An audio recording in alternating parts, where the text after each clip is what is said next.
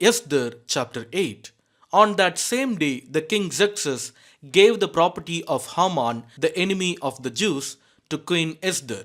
Then Mordecai was brought before the king, for Esther had told the king how they were related. The king took off his signet ring, which he had taken back from Haman, and gave it to Mordecai.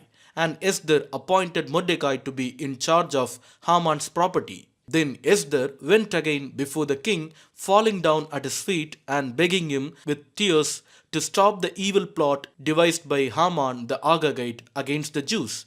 Again, the king held out the gold scepter to Esther. So she rose and stood before him.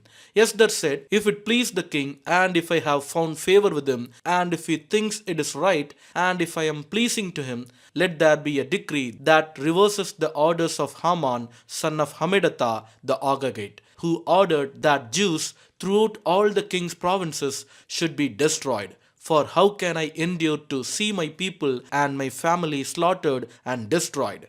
The king Xerxes said to Queen Esther and Mordecai the Jew, "I have given Esther the property of Haman, and he has been impaled on a pole because he tried to destroy the Jews. Now go ahead and send a message to the Jews in the king's name, telling them whatever you want and seal it with the king's signet ring. But remember that whatever has already been written in the king's name and sealed with the signet ring can never be revoked." So on June 25, the king's secretaries were summoned, and a decree was written exactly as Mordecai dictated. It was sent to the Jews and to the highest officers, the governors, and the nobles of all the 127 provinces stretching from India to Ethiopia. The decree was written in the scripts and languages of all the peoples of the empire, including that of the Jews. The decree was written in the name of King Xerxes and sealed with the king's signet ring. Mordecai sent the dispatches by swift messengers who rode fast horses, especially bred for the king's service. The king's decree gave the Jews in every city authority to unite to defend their lives. They were allowed to kill, slaughter, and annihilate anyone of any nationality or province who might attack them or their children and wives, and to take the property of their enemies. The day chosen for this event throughout all the provinces of King Xerxes was March 7 of the next year. A copy of this decree was to be issued as law in every province and proclaimed to all peoples, so that the Jews would be ready to take revenge on their enemies on the appointed day. So, urged on by the king's command, the messengers rode out swiftly on fast horses bred for the king's service. The same decree was also proclaimed in the fortress of Susa.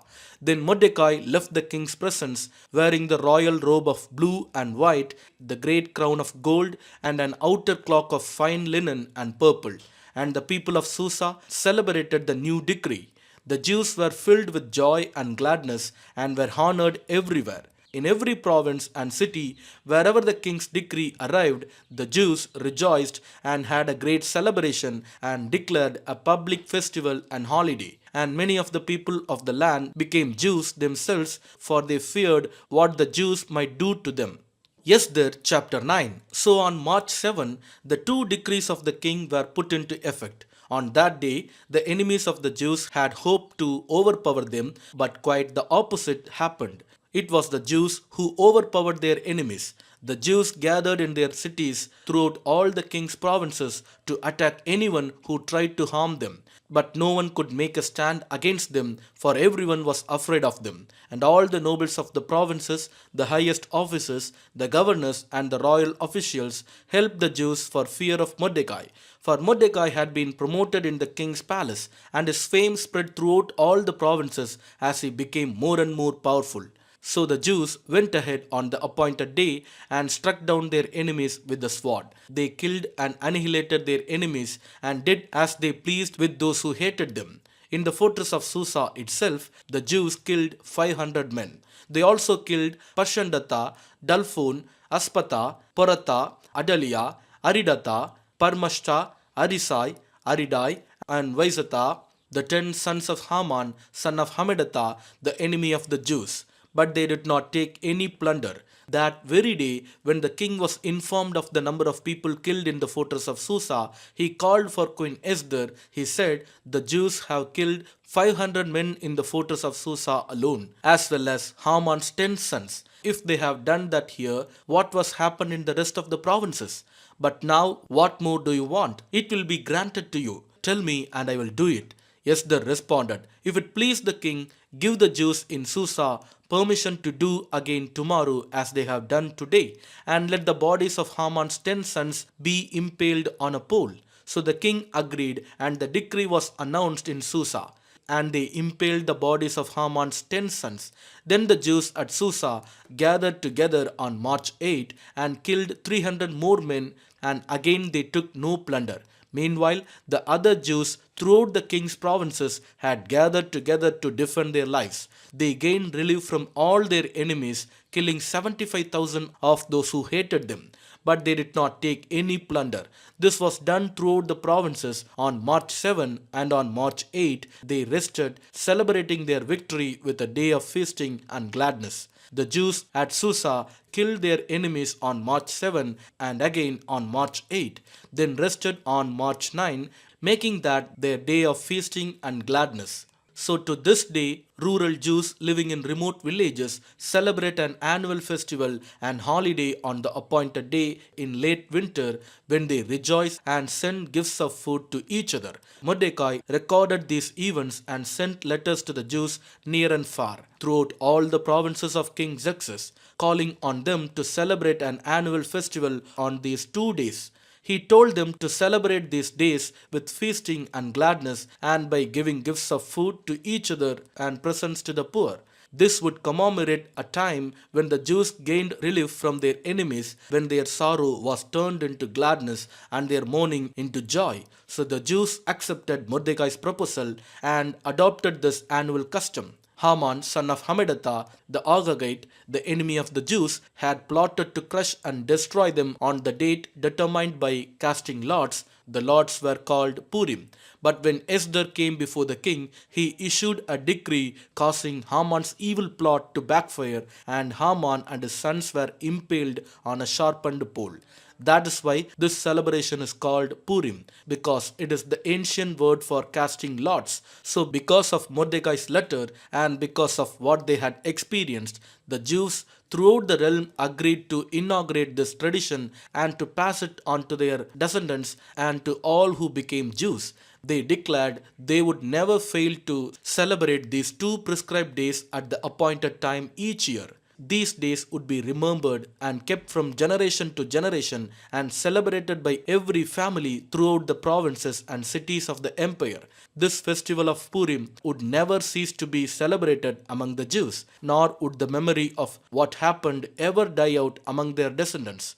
Then Queen Esther, the daughter of Abihail, along with Mordecai the Jew, wrote another letter putting the queen's full authority behind Mordecai's letter to establish the festival of Purim. Letters wishing peace and security were sent to the Jews throughout the 127 provinces of the empire of Xerxes. These letters established the festival of Purim, an annual celebration of these days at the appointed time, decreed by both Mordecai the Jew and Queen Esther. The people decided to observe this festival just as they had decided for themselves and their descendants to establish the times of fasting and mourning. So the command of Esther confirmed the practices of Purim, and it was all written down in the records. Esther chapter 10. King Xerxes imposed a tribute throughout his empire, even to the distant coastlands. His great achievements and the full account of the greatness of Mordecai, whom the king had promoted, are recorded in the book of the history of the kings of Media and Persia. Mordecai the Jew became the prime minister with authority next to that of King Xerxes himself. He was very great among the Jews, who held him in high esteem because he continued to work for the good of his people and to speak up for the welfare of all their descendants. Psalms chapter 119 from 113 to 128. I hate those with divided loyalties, but I love your instructions. You are my refuge and my shield. Your word is my source of hope.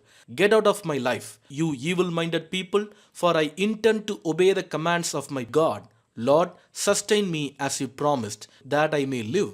Do not let my hope be crushed. Sustain me, and I will be rescued. Then I will meditate continually on your decrees. But you have rejected all who stray from your decrees. They are only fooling themselves. You skim off the wicked of the earth like scum. No wonder I love to obey your laws. I tremble in fear of you. I stand in awe of your regulations. Don't leave me to the mercy of my enemies, for I have done what is just and right. Please guarantee a blessing for me. Don't let the arrogant oppress me. My eyes strain to see your rescue, to see the truth of your promise fulfilled. I am your servant. Deal with me in unfailing love and teach me your decrees. Give discernment to me, your servant. Then I will understand your laws. Lord, it is time for you to act, for these evil people have violated your instructions. Truly, I love your commands more than gold, even the finest gold. Each of your commandments is right. That is why I hate every false way. Amen.